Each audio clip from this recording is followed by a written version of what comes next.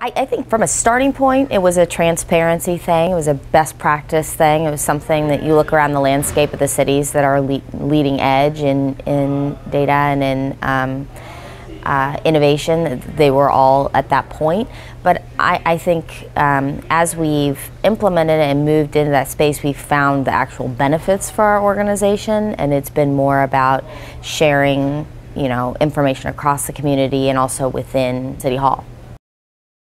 The opportunity actually to share data across government is a huge opportunity for us. We didn't even really recognize the limitations that we had until we had a platform that we could share, and those were really some of our first consumers of the data were other city departments who hadn't had access to regular access, easy access to data from from other departments, even though they might be right down the hall or right across the city or interact with each other. It's different to be able to reach into their system and pull the data you want, as opposed to putting in a request or making a phone call or sending an email or getting it on a USB drive. To have that regular access and be able to meld it in with the data that you're using on a day-to-day basis.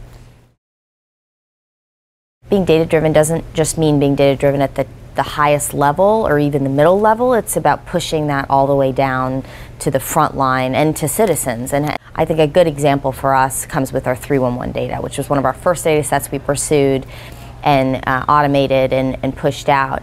And we didn't have some huge demand either from departments or citizens for access, but once it was out there and people realized what we had already realized, how useful it was, how much it could tell you about city operations and about the city itself and about different geographic areas and their different needs.